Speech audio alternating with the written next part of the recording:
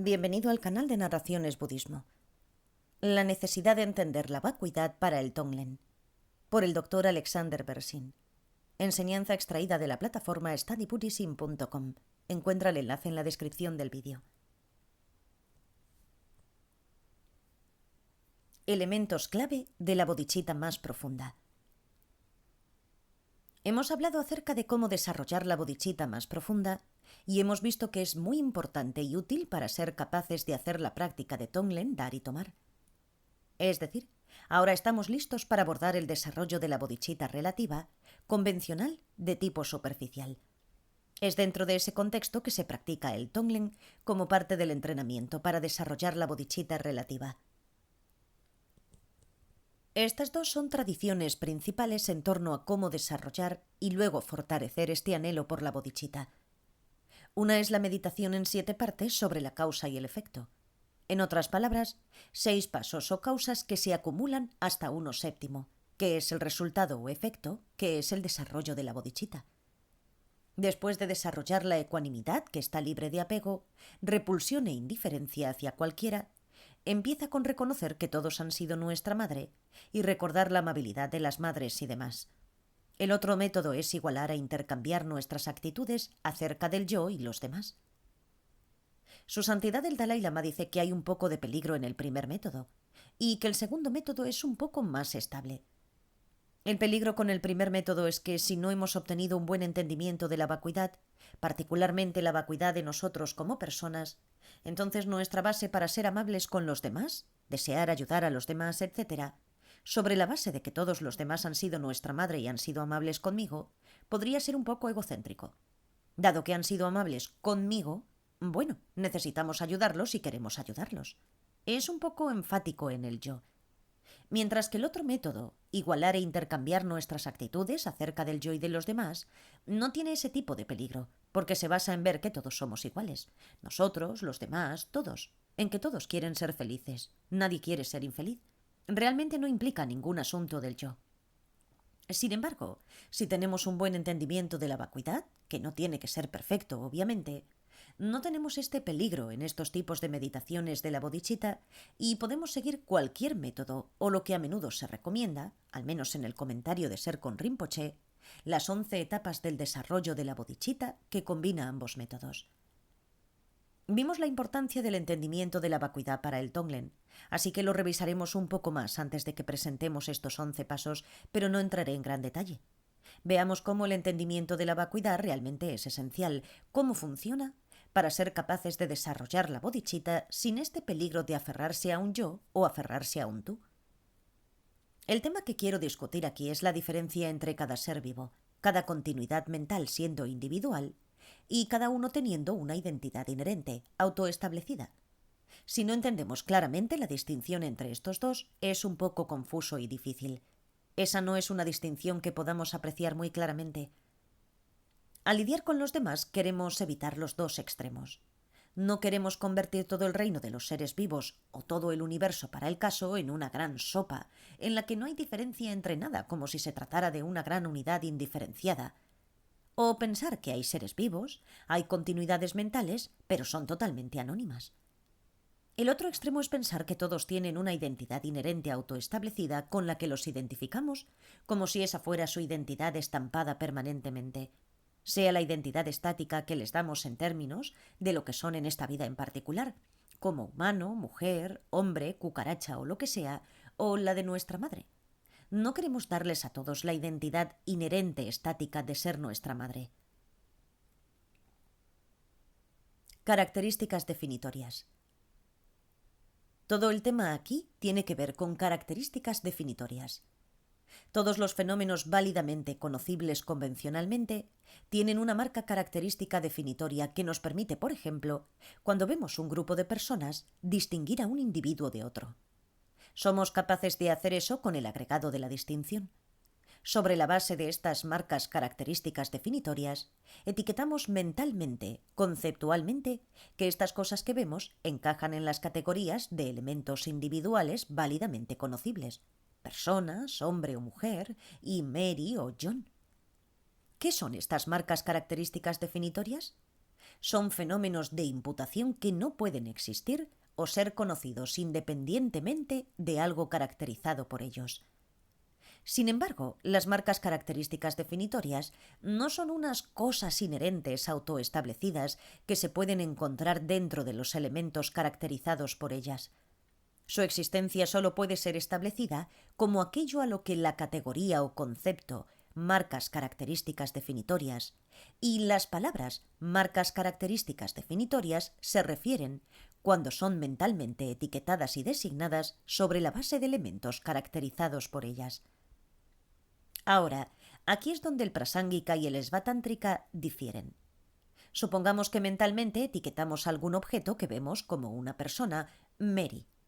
En otras palabras, encajamos el objeto en las categorías o conceptos de una persona y de Mary.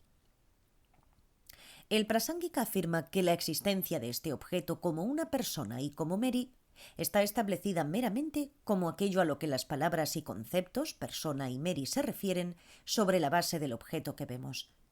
No hay nada autoestablecido e inherente que se pueda encontrar del lado del objeto que establezca su existencia como una persona o como Mary. El Svatántrika afirma que en el contexto del etiquetado mental hay algo que se puede encontrar del lado de ese objeto, sus marcas características definitorias como una persona y como Mary, y el etiquetado mental válido funciona en conjunción con ello. El Prasángika dice, sí, convencionalmente este objeto tiene las marcas características definitorias de una persona y de Mary. Son lo que nos permite distinguirla correctamente como una persona, no como un muñeco, y como Mary y no como John.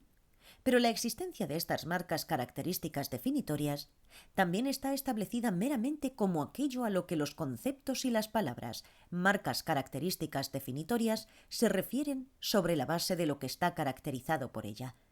Su existencia no puede ser establecida por marcas características definitorias que son inherentes y que se pueden encontrar del lado de los elementos caracterizados por ellas.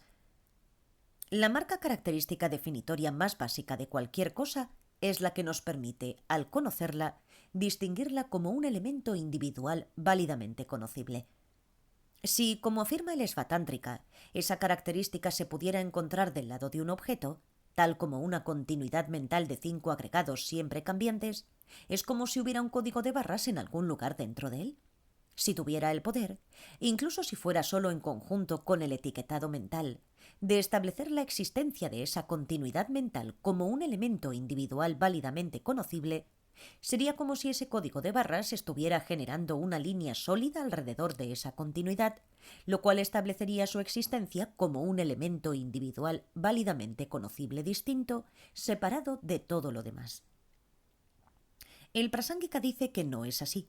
En lugar de ello, la existencia de esta marca característica definitoria, que permite que esta continuidad mental sea distinguida como un elemento individual, solo puede ser establecida meramente en términos de aquello a lo que el concepto y las palabras marca característica definitoria se refieren, sobre la base de una secuencia de 5 agregados siempre cambiantes que constituyen la base para el etiquetado mental y que siguen un orden de acuerdo con la causa y efecto kármico. No es aleatorio. No es que en cualquier momento de cualquier continuidad mental pueda juntarse en una sola cosa. Es como cuando vemos las cosas en una habitación. No es simplemente arbitrario que podamos dibujar líneas conceptualmente alrededor de todas las diferentes formas de colores que vemos y juntarlas de cualquier forma fortuita para formar objetos. Hay objetos en la habitación, objetos válidamente conocibles, pero como totalidades solo pueden ser establecidos de forma imputable sobre la base de sus partes constituyentes. No hay líneas que conecten diferentes formas de colores. Dentro de mi mente podría conectar, digamos, la forma coloreada del cabello de esta persona con la forma coloreada de la pared rosa detrás de él, y la forma coloreada de la pequeña pieza blanca en la parte inferior de la imagen de arriba, y entonces yo dibujo una línea alrededor de ello en mi cabeza y convierto eso en un objeto. Pero eso no lo convierte en un objeto, ¿verdad? ¿Por qué? Porque no puede funcionar como ese objeto. No puede hacer nada. Esta es una pregunta muy interesante en términos de percepción. Percibimos patrones de formas coloreadas en términos de lo que vemos. Esa es la información que obtenemos de los ojos. Entonces, ¿cómo es que dividimos esa experiencia en objetos que funcionan y son válidamente conocibles? No es que existan líneas reales alrededor de un conjunto de formas coloreadas, estableciéndolo como un objeto específico individual. ¿En qué forma coloreada constituyente podríamos encontrar la marca característica definitoria de todo el objeto? Sin embargo, sobre la base de convenciones acordadas, que se basan en objetos que desempeñan funciones específicas, hay un conjunto de marcas características definitorias de qué es una persona, qué es una pared, etc.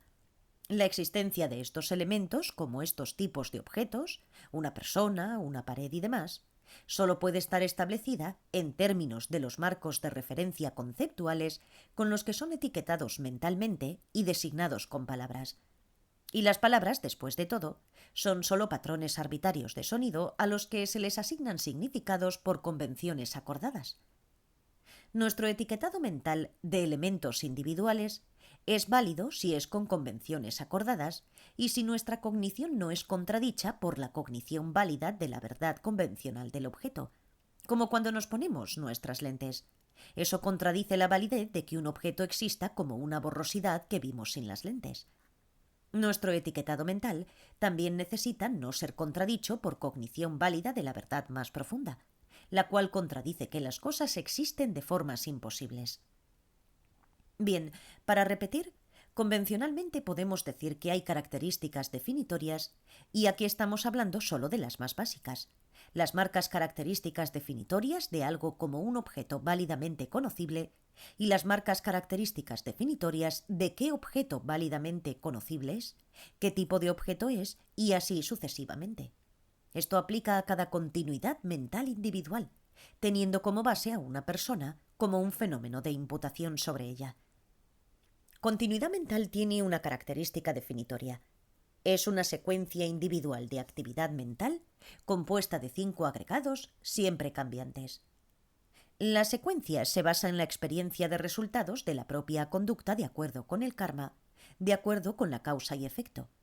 Una continuidad mental individual, entonces, no es sólo una secuencia arbitraria de momentos de experiencia. Sí tiene una marca característica definitoria individual, de tal forma que nuestro agregado de la distinción puede diferenciarla correctamente de otras. Pero no hay una línea alrededor de una continuidad mental individual generada por una marca característica definitoria autoestablecida que se pueda encontrar del lado de cada momento de la continuidad que establezca la existencia de la continuidad como una individual. Están las categorías conceptuales de elementos individuales, continuidades mentales, personas, etc., y palabras para ellas en cada idioma.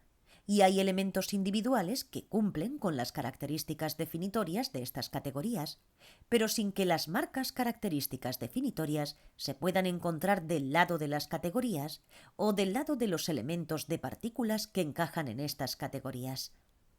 Es profundo, ¿no es cierto?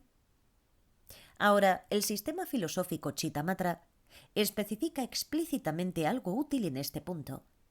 No hay ganchos, es decir, marcas características que se puedan encontrar del lado de un objeto que, cuando el objeto es conceptualmente conocido, funcionan como un gancho de donde se puedan colgar, lo que significa etiquetar mentalmente cada uno de los nombres y categorías individuales.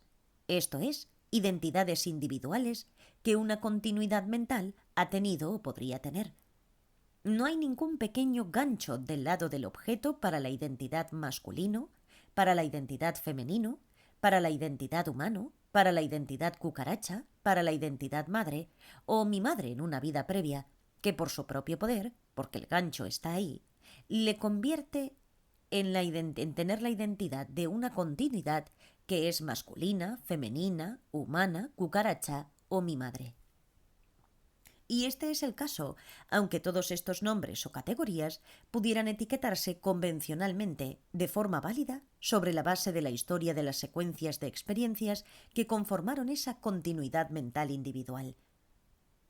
Todas las continuidades mentales, convencionalmente, son individuales, y convencionalmente tienen diferentes identidades en diferentes vidas, pero no tienen una individualidad autoestablecida e inherente, sobre la cual, como un gancho que se puede encontrar dentro de ellas, puedan etiquetarse o colocarse identidades autoestablecidas inherentes en cada vida. ¿Cómo sabemos que esta persona, como una imputación de una continuidad mental individual, ha sido mi madre? No hay nada que se pueda encontrar del lado de esa continuidad mental que establezca su existencia como que ha sido mi madre. Entonces, ¿qué establece que ese continuo mental particular fue mi madre? ¿Qué lo prueba? Bueno, están el concepto y la palabra madre como convenciones acordadas y pueden ser etiquetadas y designadas sobre esta continuidad mental. El etiquetado no es contradicho por una cognición bálica inferencial basada en la lógica. Entraremos en la lógica después. Tampoco es contradicho por la cognición válida de la verdad más profunda. Esta persona, sobre la base de esta continuidad mental, está desprovista de cualquier marca característica autoestablecedora inherente que se pueda encontrar, que la establezca como que ha sido mi madre, incluso en conjunto con etiquetar mentalmente como tal. Así que etiquetar mentalmente a la persona, que es una imputación sobre esta continuidad mental, como mi madre, es válido y está establecido meramente como a lo que el concepto y la palabra se refieren sobre la base de esa persona y continuidad mental.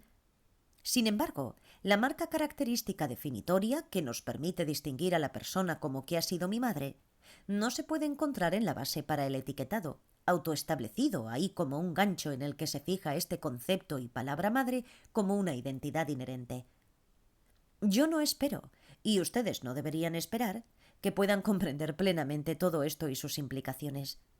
Si esta es la primera vez que escuchan este tipo de explicación, por favor no se desanimen. Pero entender el tema que está involucrado aquí es importante para distinguir y responder al hecho de que todos han sido igualmente nuestra madre. El asunto es cómo resolver el hecho de que todos son individuos y carecen de una identidad autoestablecida inherente, y aún así no son algo anónimo, como en continuidad mental número 12379, como si se tratara de estrellas o algo así, en donde cada persona es solo un número impersonal. Cómo desarrollar un sentimiento positivo y emocional de amor y compasión hacia todos que no esté basado en aferrarse a que, de forma inherente, han sido nuestra madre y solo nuestra madre sobre la base del etiquetado mental. Es un asunto muy delicado. Si todos somos una gran sopa, no hay una base para que tengamos ningún sentimiento emocional positivo hacia ningún individuo. Si todos fueran anónimos, solo un número, entonces tampoco hay ninguna base para tener una conexión emocional de amor y compasión hacia nadie. Por otro lado, si nos vamos al otro extremo y les damos una identidad inherente de haber sido nuestra madre, establecidos desde su propio lado, entonces esa es la base para las emociones perturbadoras del apego y demás. Necesitamos el entendimiento de la vacuidad y el etiquetado mental para evitar esos dos extremos. Es muy importante y muy delicado. Esa es la razón por la que Su Santidad el Dalai Lama señala que hay peligros con el método de desarrollar la bodhicitta sobre la base de reconocer que todos han sido nuestra madre. Lidiar con las emociones. Cuando estamos trabajando con la bodhicitta relativa, amor, compasión y todas las demás emociones positivas, necesitamos ser muy cuidadosos. No es fácil trabajar con las emociones. Como en el entrenamiento en la sensibilidad que desarrollé, tenemos que evitar los dos extremos de ser insensibles o exageradamente emocionales. Solamente sobre esa base podemos desarrollar de forma apropiada la bodhicitta y el amor y la compasión. Te amo, eres tan maravilloso. Es un desastre acercarse a la bodhicitta con este tipo de emoción. Siempre es más estable trabajar en estos temas a un nivel anterior. Antes de realmente entrar a profundidad en estas prácticas de la bodhicitta, necesitamos madurez emocional. En el nivel avanzado es avanzado, pero sin un gancho desde su lado que implique «oh, es avanzado, no hay manera de que pueda hacerlo».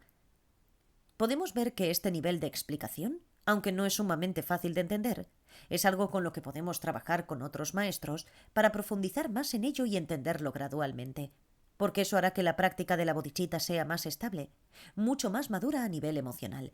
Si somos del tipo demasiado emocional, a menudo nos sentimos atraídos por este tipo de compasión de la bodhicitta porque es tan hermoso, amor por todos, compasión, qué lindo. Podríamos realmente ser indulgentes con nuestra emocionalidad exagerada y hay un gran peligro en hacer eso.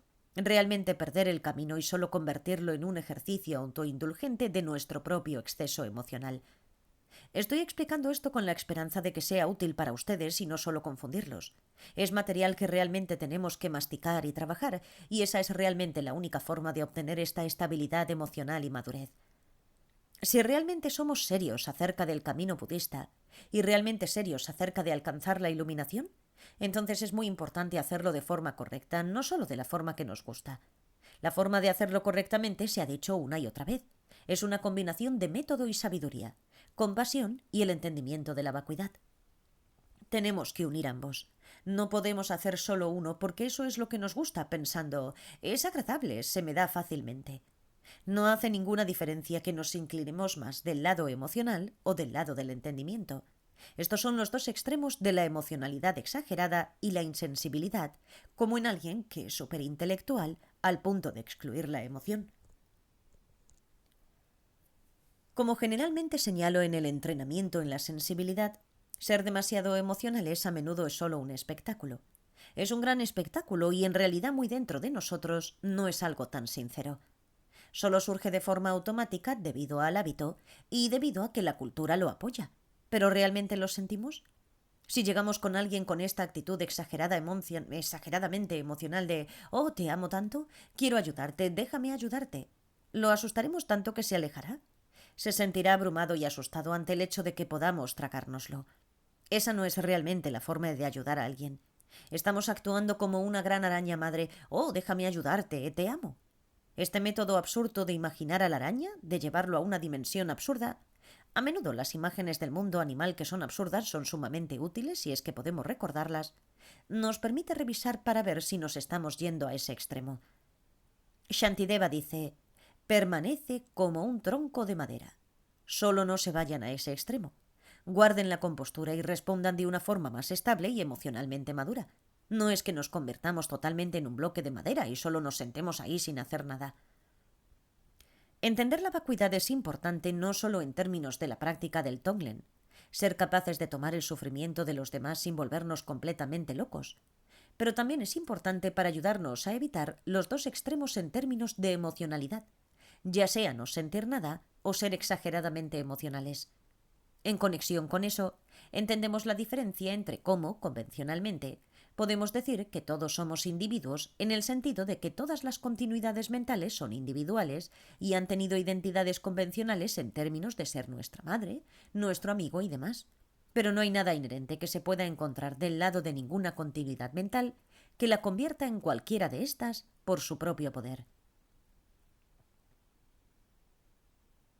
¿Cómo es que todos percibimos la misma cosa? Podemos agregar un punto más con respecto al hecho de que todos somos capaces de percibir las cosas aproximadamente de la misma manera.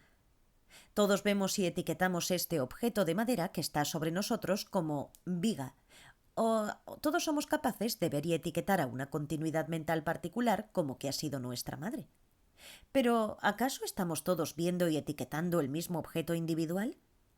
De nuevo, debemos analizar en términos de convención. Todos seguimos la misma convención en términos no solo específicamente del lenguaje, es decir, las palabras que usamos para estas cosas como madre, sino de las convenciones que utilizamos en términos de lo que son objetos convencionales. ¿Qué es una madre? No es que haya algún objeto allá fuera que todos estemos viendo, autoestablecido como que ha sido madre de todos nosotros, y que todos estamos arrojando la misma etiqueta mental y palabra sobre un gancho que se puede encontrar del lado de ese objeto. Aquí el entendimiento Chittamatra es muy útil, aunque la visión Chittamatra no es tan precisa. Tiene que ser revisada de muchas maneras por las dos escuelas Madhyamaka, pero es muy útil para empezar a entender cómo es que todos somos capaces de ver lo que parece ser el mismo objeto sin que ese objeto esté autoestablecido allá afuera. El Chittamatra explica que cada uno vemos lo que parece ser el mismo objeto debido al karma colectivo.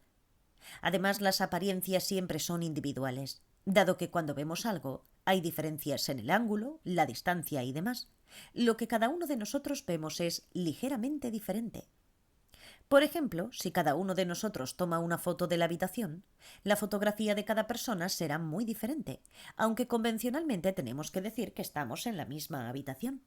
¿Cómo sabemos que estamos en la misma habitación? No quiero dar marcha atrás, pero ese es el verdadero problema. ¿Cómo podemos probarle a cualquiera que todos estamos en la misma habitación? Si cada uno de nosotros tomara una fotografía y se la mostráramos a alguien, bueno, todas son fotografías diferentes. No estamos en la misma habitación. ¿Cómo podemos probar que estábamos en la misma habitación? Es una pregunta muy difícil. Podemos alcanzar y tocar el suelo para asegurarnos de que todavía estamos aquí, pero no crean que la posición Chittamatra con respecto a esto es para idiotas ingenuos. La vacuidad es algo que tenemos que amar para poder estudiarla de forma apropiada. Solo si la amamos y la encontramos divertida, pero no amarla exageradamente, llevaremos a cabo un estudio concienzudo de ella. Únicamente ese tipo de discípulo es el discípulo apropiado para esa enseñanza sobre la vacuidad. Alguien que no la ama no es un discípulo apropiado para estudiar la vacuidad. En términos de la vacuidad, si podemos entender la explicación Chittamatra de que todos vemos el mismo objeto sobre la base del karma colectivo, sin importar que este objeto esté desprovisto de existir de forma separada de una mente que lo percibe, entonces podemos continuar para tratar de entender la explicación prasángika de que todos podemos etiquetar mentalmente el mismo objeto con la misma palabra y etiqueta mental, sin importar que ese objeto esté desprovisto de que su existencia esté establecida como esto o aquello por una marca característica definitoria que se pueda encontrar en él. Preguntas. ¿Tienen alguna pregunta? Pregunta. ¿Es debido a que solemos ver lo que aparece como el mismo objeto que solemos pensar que hay algo del lado del objeto que establece su existencia objetiva? Pero entonces la verdadera pregunta es, ¿en realidad todos vemos la misma cosa o no? ¿Y qué significa que usemos la palabra misma? ¿Estamos todos en la misma habitación? El tema involucra las convenciones y palabras que usamos para referirnos a los mismos objetos o similares. Obviamente, algunas convenciones que aprendemos cuando somos bebés con el idioma, esta es una mesa, esta es una silla. Todos los que hablan el mismo idioma aprenden estas mismas palabras. Otras convenciones, tales como este es un objeto, no requieren idioma y parecen surgir automáticamente. En realidad nadie necesita enseñarnos eso. Pero aunque todos sabemos la misma palabra, mesa, mi conocimiento de ella no es tu conocimiento de ella. Además, este objeto y ese objeto son mesas, pero no son la misma mesa. Piensen en ello. Pregunta. ¿Tiene alguna importancia que estas llamadas convenciones existan? Esta es una pregunta muy delicada, porque tenemos realmente que entender qué significa que las convenciones existan. ¿Cómo sabemos que existen? Lo que establece o prueba que existen es el hecho de que las convenciones funcionan. Funcionan para comunicarse. Llamamos a todo tipo de objetos similares por la convención mesas. Las encajamos todas en la categoría conceptual de mesas y designamos a la categoría y a los elementos que encajan en ella con la palabra mesa. En conversación con otros que comparten las mismas convenciones y palabras, etiquetamos y designamos algunos objetos como una mesa, y ellos entienden lo que queremos decir. De esa forma, estas convenciones y palabras funcionan para comunicarse. Las convenciones y las palabras son fenómenos de imputación que no pueden existir o ser conocidas independientemente de un significado y de que se refieran a algo. Nos entendemos los unos a los otros y al mundo que nos rodea sobre la base de estas convenciones o categorías y palabras. Pregunta. ¿Un continuo mental, aparte de generar sufrimiento, también genera karma? Sí. La felicidad y el sufrimiento se definen como la forma en que experimentamos la maduración de nuestros potenciales kármicos. Pregunta. ¿Una continuidad mental genera karma de las mismas formas en que un niño genera karma o de la misma forma que una persona mayor genera karma? Porque de acuerdo con la continuidad mental, el sufrimiento de la vejez es mayor que el sufrimiento de un niño. El mecanismo tanto para los niños como para las personas adultas es exactamente el mismo. Ahora, la potencia y el tipo de fuerza kármica, por supuesto, va a depender mucho de la fuerza de la intención, la motivación y demás. Un bebé puede tener un increíble egocentrismo y codicia yo, comida, comida, comida, y si no obtengo lo que quiero, lloraré. Sin embargo, es ligeramente diferente de un adulto que sale y le dispara a alguien. Obviamente, diversos bebés difieren en la intensidad de la codicia o enojo cuando no se salen con la suya. Y la tercera pregunta es, ¿existe una cesación de una continuidad mental? Respuesta, no, no hay cesación de eso. Las continuidades mentales no tienen principio ni final. Esto es verdadero para cada individuo, y este es un punto muy importante para poder practicar con éxito las meditaciones de la bodhicitta. Esto es porque el hecho de que todos han sido nuestra madre se basa en las continuidades mentales sin principio. Para ello, se requiere un entendimiento de la vacuidad de causa y efecto. ¿En qué sentido es imposible que una secuencia de causa y efecto tenga un principio absoluto o un final absoluto? ¿Puede haber algo que surja sin una causa y aún así esté cambiando? ¿Y puede haber algo que ha estado cambiando, que no producirá un efecto, sino que solo terminará cuando estamos hablando de algo tan básico como una actividad mental? Si, como en el Hinayana, dicen que después de que hemos alcanzado la budeidad, entonces al morir, la continuidad mental cesa, ¿cómo podríamos realmente ayudar a todos los seres sensibles, si nuestro tiempo es muy limitado y nuestra muerte es el final? Eso no encaja en absoluto con el Mahayana. Sin embargo, en cuanto al no darse cuenta y a las emociones perturbadoras que están basadas en el no darse cuenta, aunque no tienen principio, no hay pecado original en el budismo, tal como en el principio entendimos y luego caímos, el no darse cuenta puede tener una detención verdadera de tal forma que nunca más continúe. Esto es porque el entendimiento correcto es el opuesto exacto que puede no meramente reemplazar el no entender o entender incorrectamente, sino que también puede oponerse a ellos y destruirlos porque tiene el respaldo de la lógica y la cognición válida. Si podemos tener entendimiento correcto de forma ininterrumpida para siempre, entonces no vamos a experimentar el surgimiento del no darse cuenta nunca más. Hemos alcanzado una detención verdadera del no darse cuenta. La actividad mental es el surgimiento de un holograma mental de algún objeto, simultáneamente con algún involucramiento cognitivo con ese objeto. No tiene algo que sea su opuesto exacto o que pueda destruirlo.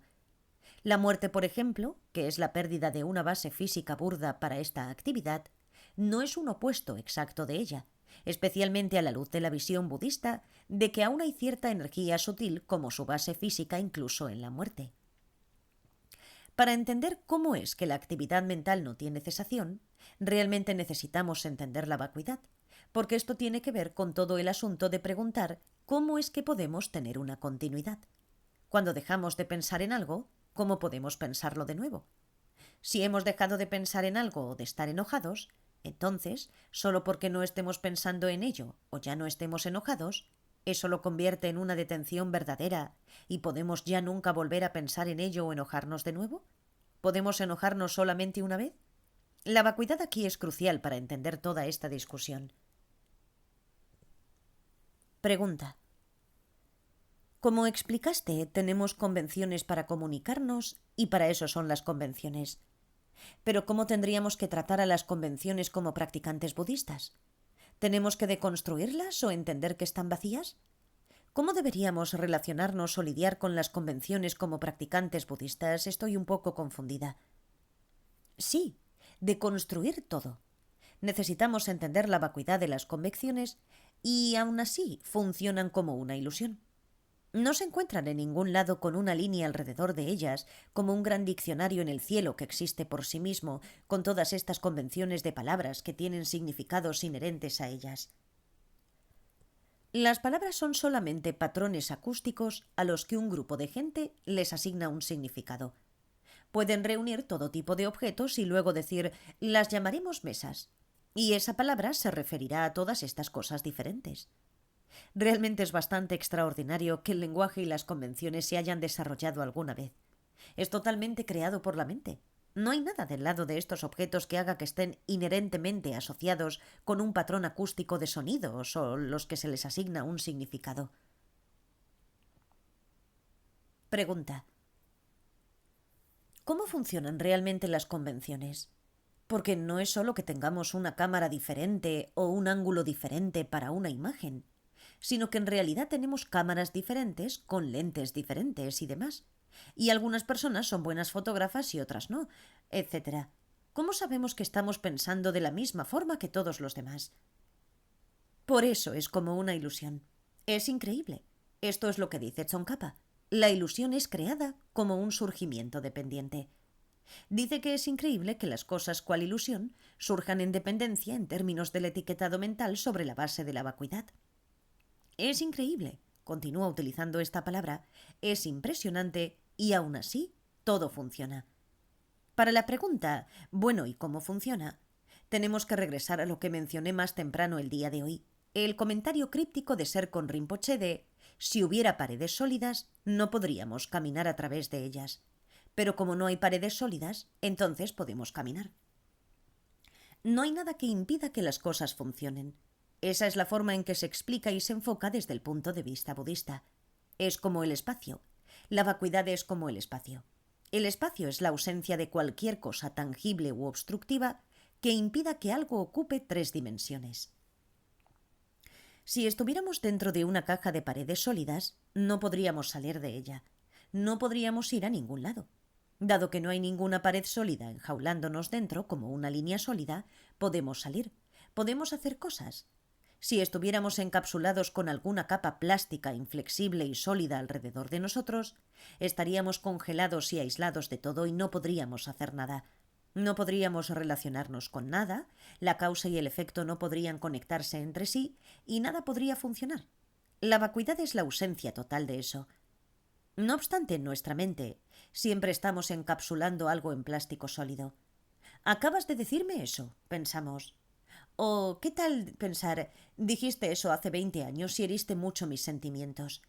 Aún albergamos resentimientos. De esto se trata la culpa. ¿Cometí un error antes? ¿Fui tan estúpido? Está encapsulado en una forma sólida. Lo encerramos en este plástico sólido y simplemente lo ponemos ahí. Y ahora estamos atorados. No voy a soltarlo, este es mi trofeo, pensamos. Eso es la culpa, el pensar soy terrible. Bien, ahora solo 2 preguntas más sobre este tema. ¿Son los 5 agregados una base válida para etiquetar el yo? Sí, los 5 agregados son la base para etiquetar el yo. No lo etiquetamos sobre, ya saben, diferentes partes de la pared. Pregunta. ¿Pero por qué? ¿Por qué? Porque conforman cada momento de la experiencia. De eso se tratan los agregados. Son los factores siempre cambiantes que conforman cada momento de la experiencia de una continuidad mental individual. Sobre la base de eso, si quisiéramos conectar los puntos de cada momento de experiencia en una continuidad, la forma de conectar estos puntos sería con la etiqueta yo. Pregunte. De la misma forma en que estás hablando de convenciones y acuerdos, ¿el sufrimiento es un acuerdo convencional? Sí, por supuesto. Tenemos momentos de experiencia y encajan en cierta convención, ciertas características definitorias de una convención específica. Cuando etiquetamos como sufrimiento un cierto tipo de experiencia de algo, ¿qué establece que sea sufrimiento? El sufrimiento es a lo que el concepto de sufrimiento se refiere. Sin embargo, no quiere decir que no exista. Si lo experimentamos, sí duele, pero es como una ilusión. El problema es que cuando decimos, oh, estoy sufriendo, pobre de mí, lo encapsulamos en un plástico inflexible, grande y sólido. Y luego pensamos, estoy sufriendo. Si solo hablamos del sufrimiento en términos de infelicidad versus felicidad, la característica definitoria es esa sensación que cuando surge o la experimentamos nos gustaría que no continuara, que no se repitiera. La felicidad es aquella que cuando la experimentamos nos gustaría que continuara y no desapareciera. Si comemos una cierta comida que nos gusta, por ejemplo, la experimentamos con felicidad y queremos comer más.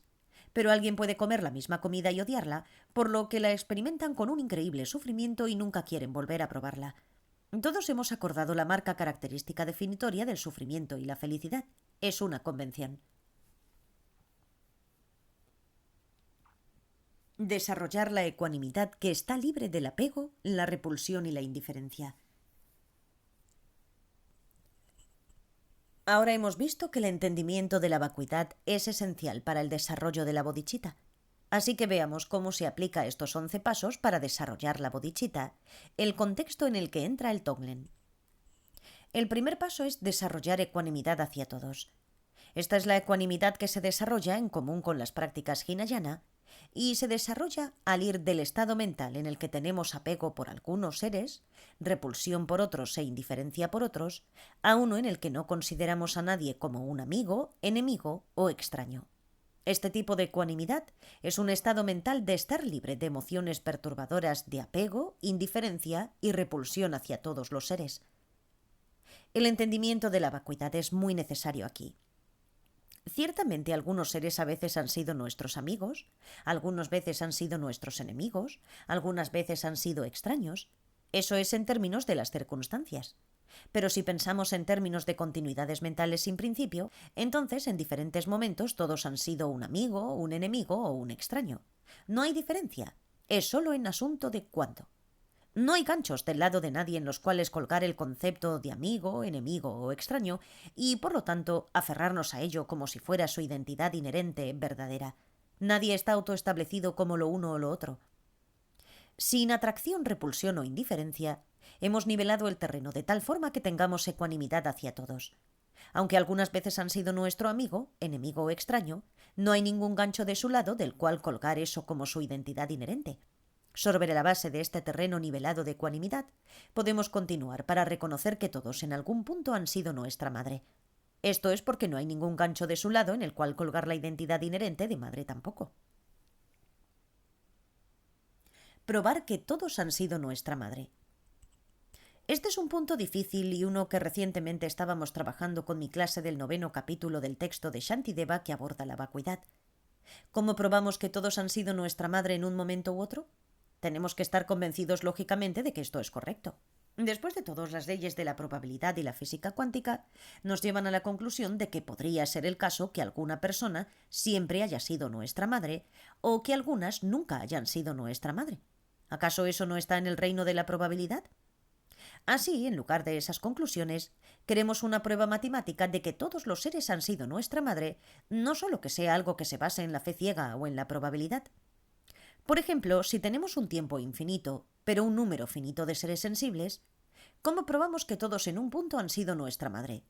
Es una pregunta sumamente interesante y difícil. ¿Hay algún matemático aquí que pueda probarlo? ¿Cómo probamos que todos en algún momento han sido nuestra madre cuando hay un número finito de seres, cada uno de ellos con vidas infinitas y todos somos iguales?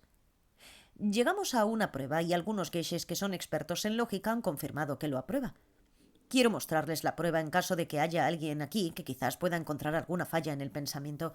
¿Tienen la prueba? Respuesta. ¿Dices que no se puede probar? Mis estudiantes señalaron que si hubiera vidas infinitas y seres sensibles infinitos no podríamos probarlo.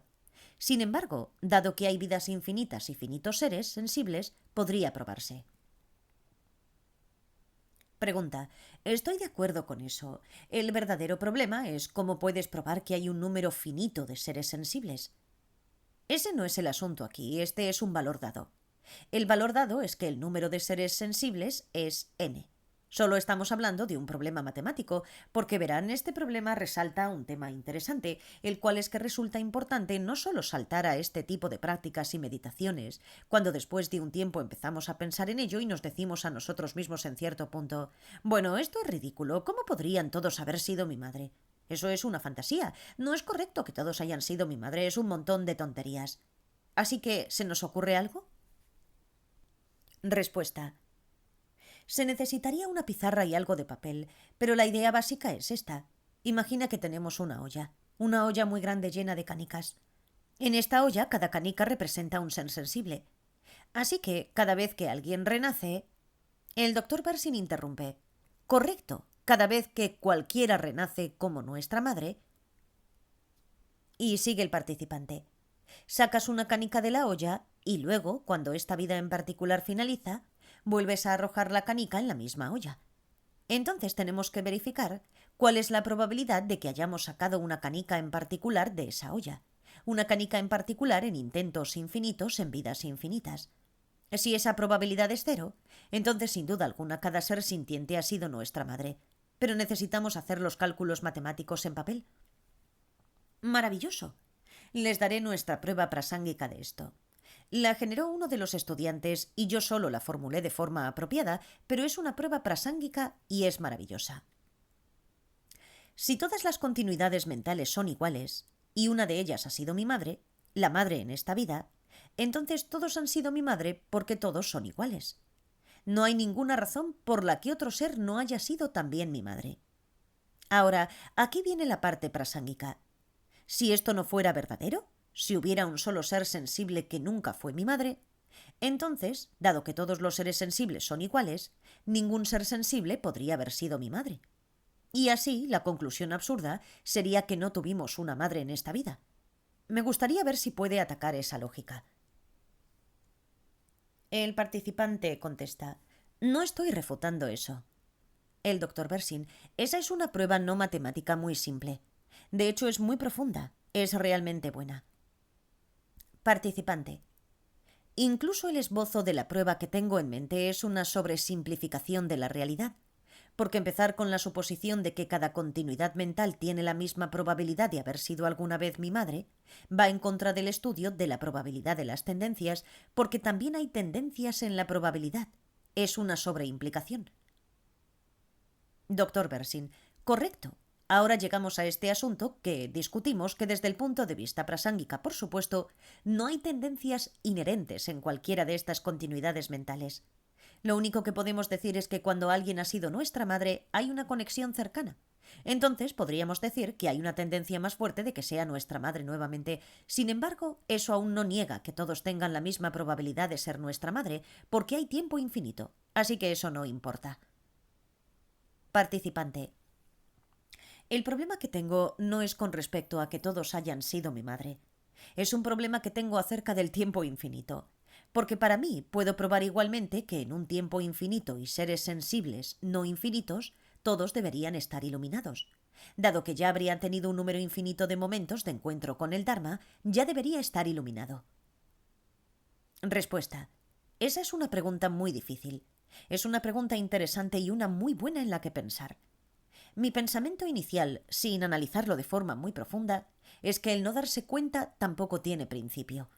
Pienso que ese es un tipo diferente de variable, para que todos entonces se deshagan del no darse cuenta. Es un tipo diferente de variable que la variable de haber sido nuestra madre.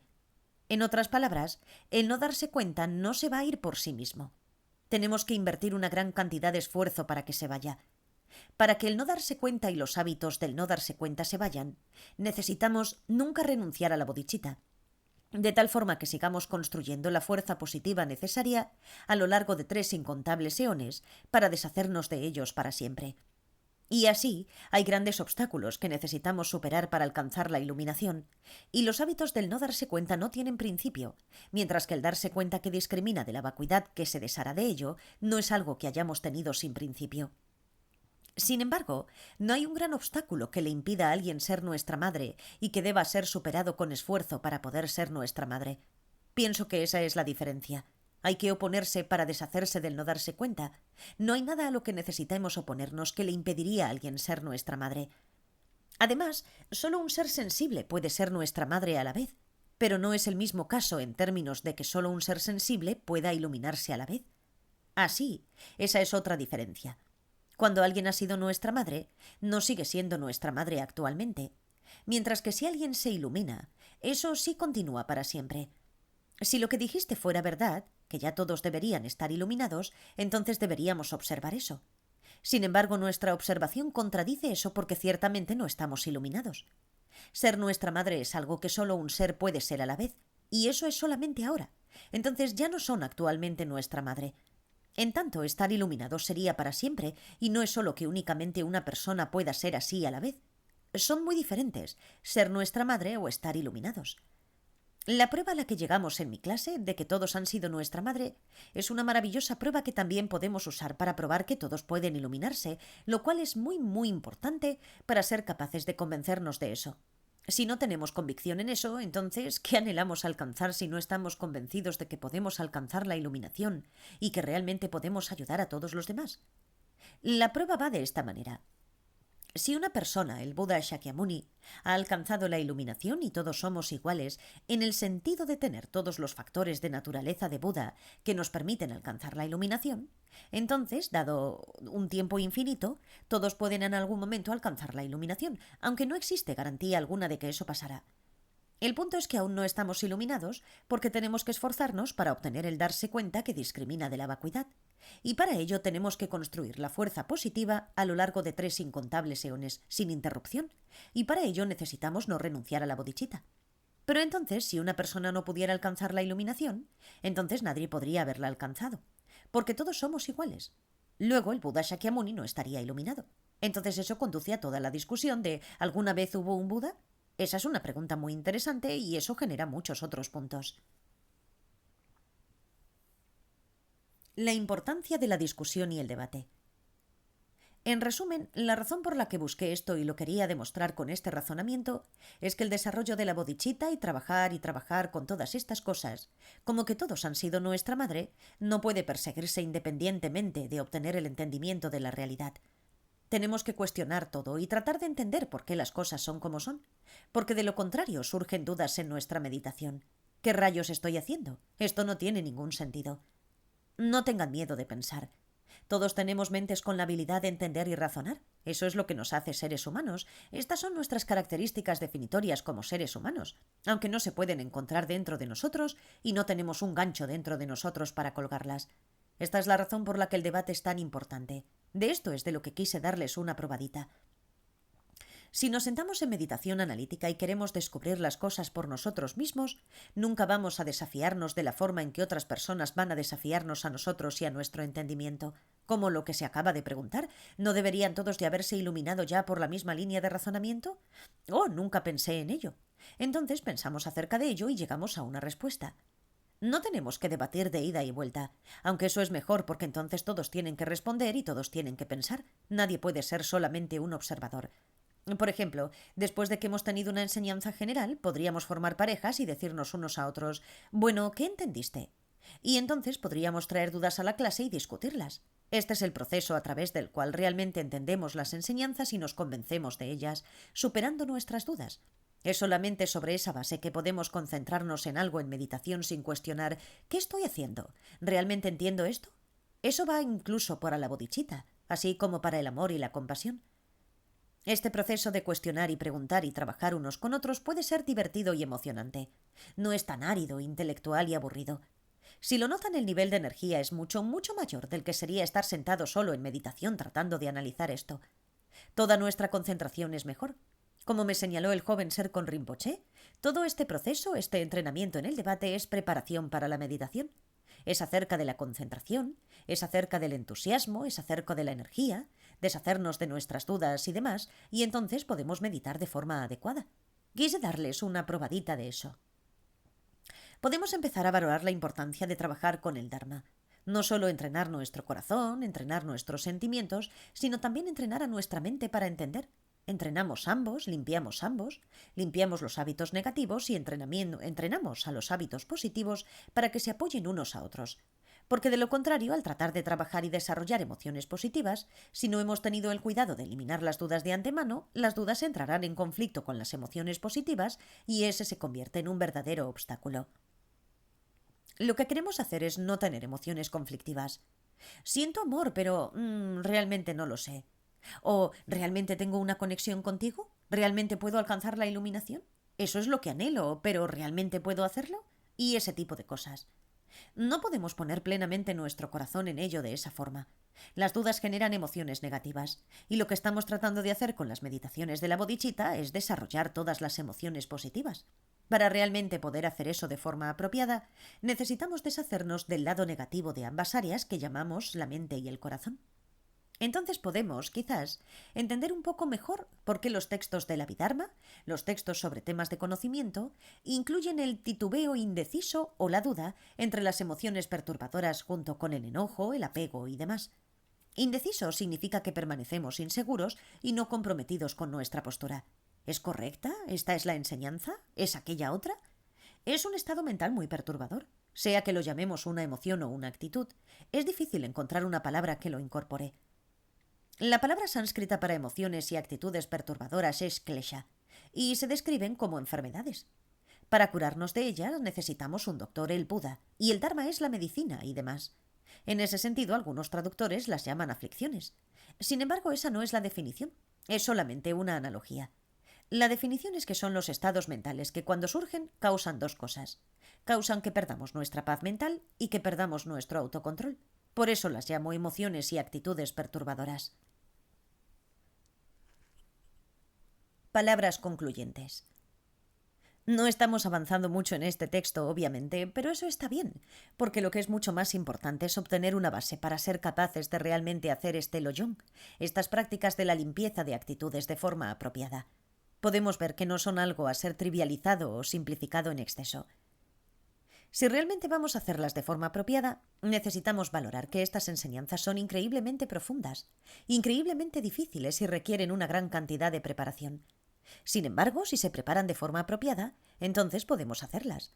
Si alguien las hizo y alcanzó la budeidad a través de estas prácticas, entonces es posible que hagamos lo mismo. Tenemos esta línea en el Lama Chopa, la puya del Guru, que el Buda siempre valoró a los demás, pero que nosotros siempre nos valoramos solo a nosotros mismos y podemos ver lo que ambos hemos alcanzado. Si el Buda pudo hacerlo, si alguien pudo hacerlo, haciéndolo realmente de forma apropiada, entonces también nosotros podemos. Los grandes maestros y los Budas, ¿cómo alcanzaron este estado? Como su santidad el Dalai Lama, ¿cómo se volvió así?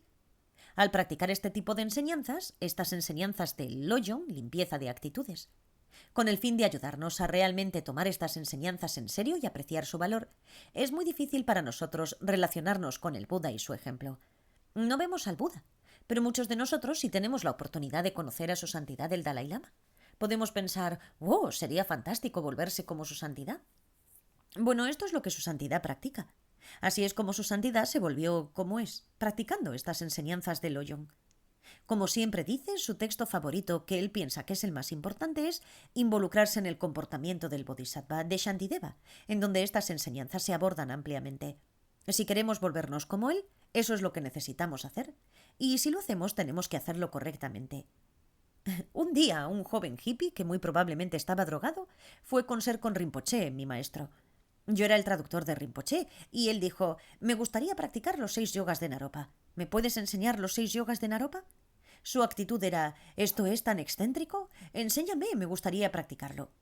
Lo que siempre era extraordinario acerca de Rinpoche el anterior era que se tomaba a todos absolutamente en serio. Tomó a este joven hippie drogado muy seriamente, dijo, eso es maravilloso. Es genial que te gustaría practicarlo. Si realmente quieres practicarlo, así es como inicias. Esta es la primera etapa de preparación, y para eso sería bueno que fueras a la biblioteca tibetana y estudiaras esto y aquello, y cuando hayas alcanzado el nivel adecuado de preparación regresas. Esto ayudó mucho a este joven porque alguien lo tomó en serio. Es muy importante que nos tomemos en serio a nosotros mismos si vamos a seguir el camino budista. Estamos todos aquí porque obviamente nos gusta pensar que seguimos el camino budista y practicamos el Dharma. Bien, para eso es muy importante tomarnos a nosotros mismos en serio y hacerlo de forma correcta. Transcripción editada de un seminario Morelia, México, abril de 2024. Gracias por escuchar.